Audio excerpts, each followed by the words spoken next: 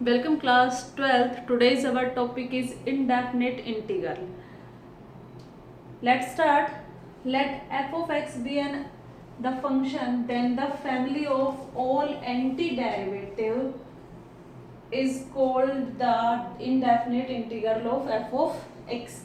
It means आपके पास f of x कोई भी फंक्शन होगा, all families of all antiderivative, आपके पास all antiderivative की जो भी फैमिली है उन सबको क्या बोला जाएगा, indefinite integral.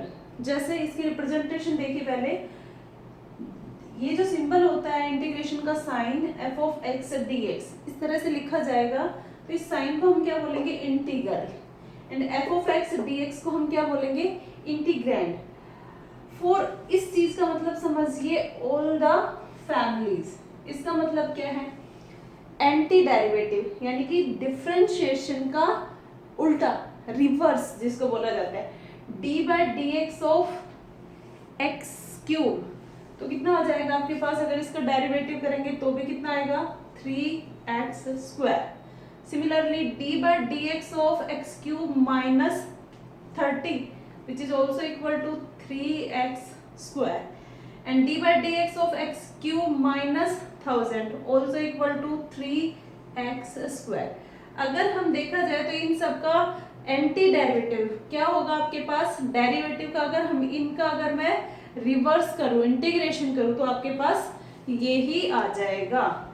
इसका मतलब आपके पास एंटी डेरिवेटिव, डिफरेंशिएशन जो भी आपने डेरिवेटिव पढ़ा है उसका रिवर्स किस में आएगा, इंटीग्रेशन में आएगा. नाम से अगर आपको पता चल रहा है कि इंटीग्रेशन मतलब किसी चीज का सम करना, और डिफरेंशिएशन मतलब पार्टिकल्स में ब्रेक करना. मैंने डिफरेंशिएशन के उसमें इंट्रोडक्शन में भी आपको बताया था कि कुछ चीज है कर्व शेप की, इस तरह से बिखरी हुई है.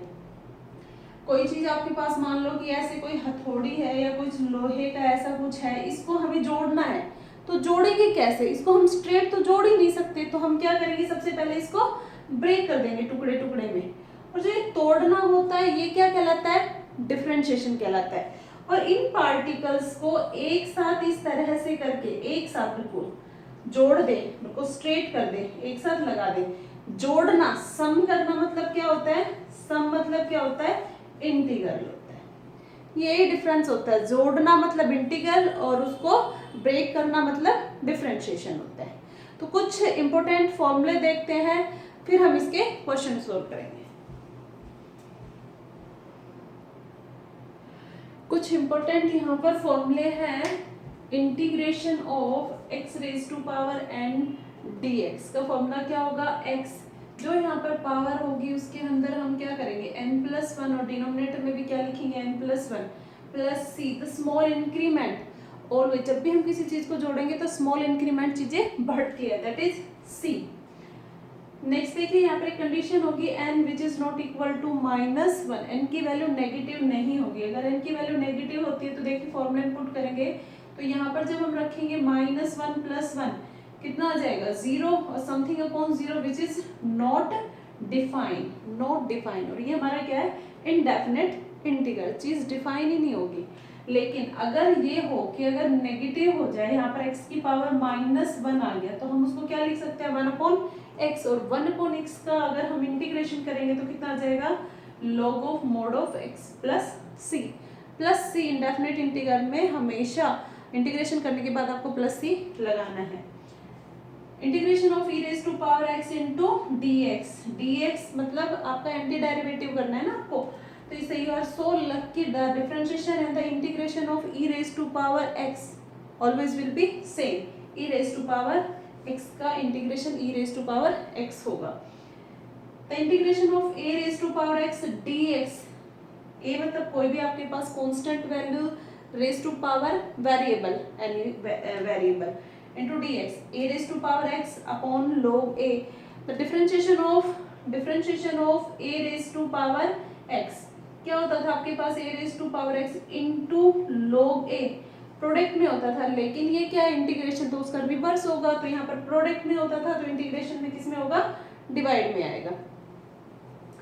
सभी फॉर्मूलों में आपको ये सिमिलरिटी मिलेगी कि उसमें जो है उससे जस्ट आपको अपोजिट मिलेगा. यहाँ पर don't be confuse, integration of sine x d x minus of cos x plus c, and integration of cos x into d x sine x plus c, integration of secant square x d x का integration क्या होगा 10x plus c, and the integration of cosecant square x dx which is equal to minus cot x plus c, and secant integration of secant x into 10x dx which is equal to secant x plus c, and last one is cosecant x into cot x dx equal to minus of cosecant x plus c.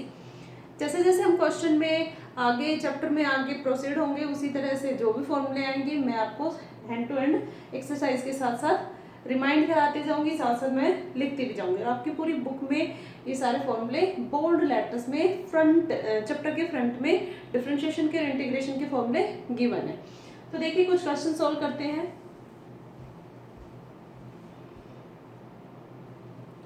तो हम यहाँ पर कुछ basic concept के लिए question solve करते हैं। देखिए integration of 1 by root of x d x, तो इसको हम पहले लिखते हैं स्टैंडर्ड फॉर्म के लिए, क्योंकि इसको मैं लिख सकती हूँ एक्स रेज टू पावर, यहाँ पर नीचे रूट है तो ऊपर लेके जाएंगे तो नेगेटिव डी एक्स इंटीग्रेशन। तो अगर इसको कंपैरिजन करें तो इसके लिए x raise to power n d x वाला फॉर्मूला अप्लाई होगा। फॉर्मूला था आपके पास x raise to power n plus one upon n plus one और प्लस सी, जस्ट यहाँ पर पुट कर देना integration of x raise to power minus half into d x.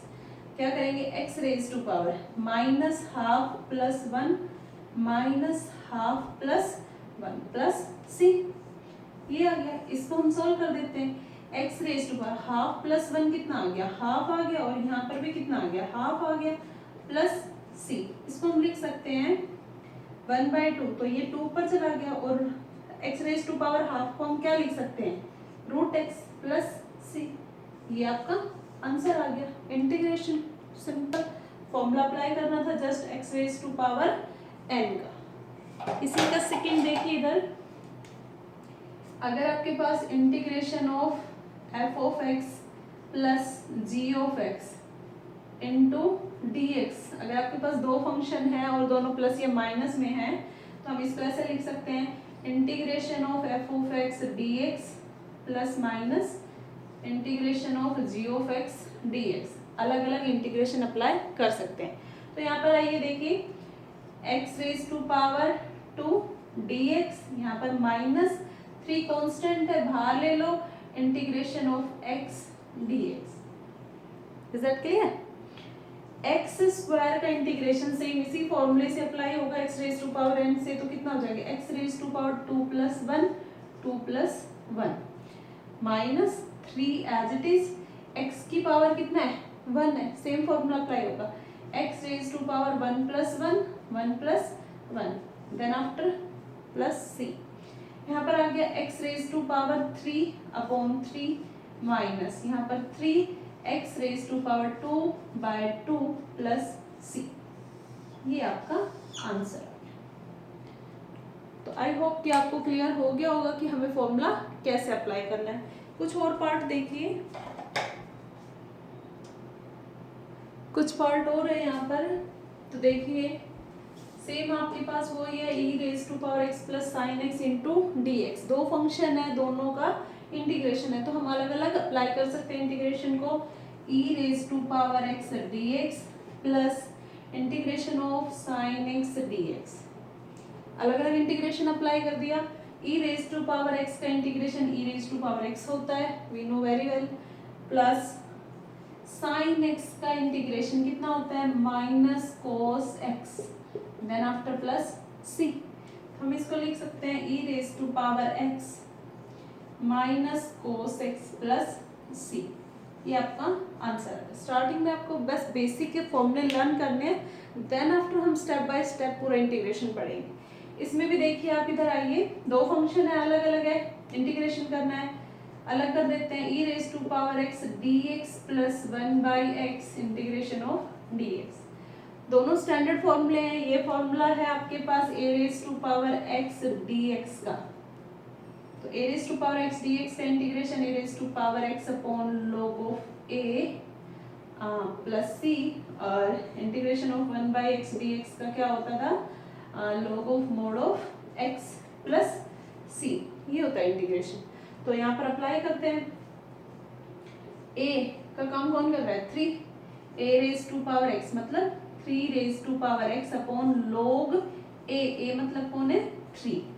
इसका हो गया इंटीग्रेशन प्लस 1/x का log of mode of x, then after plus c। अगर प्लस माइनस है आपके पास तो c एक बार ही प्लस करेंगे, ये नहीं है इसका इंटीग्रेशन किया फिर बीच में प्लस c, फिर इसका इंटीग्रेशन किया फिर प्लस c, नहीं, दोनों का इंटीग्रेशन करके देन आफ्टर प्लस c का मतलब जो इसमें इंक्रीमेंट हुआ है इसमें इंक्रीमेंट हुआ है, दोनों को मिला के कॉन्स्टेंट सम इंक्रीमेंट हुआ है। तो हम एक बार ही लिखेंगे c जितना भी इंक्रीमेंट हुआ है थोड़ा थोड़ा मतलब c कुछ इंक्रीमेंट हुआ है, तो लास्ट में एक बार ही हम c लगाएंगे। Is that clear? तो ये आज आपका थोड़ा सा मैंने बेसिक कॉन्सेप्ट बताया है, कुछ रूल्स बताए हैं।